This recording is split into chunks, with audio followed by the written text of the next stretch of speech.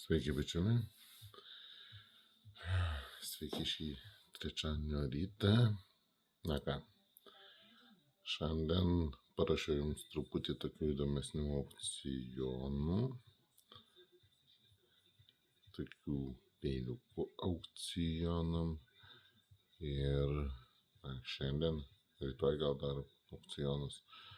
Turos penktadienį, šeštadienį, sekmadienį vėl Klaipėdoje planuojame mugėje būti žvejo dienos proga, kaip ten žvejo šventė bus mugė. Tai Danės skvere būsim.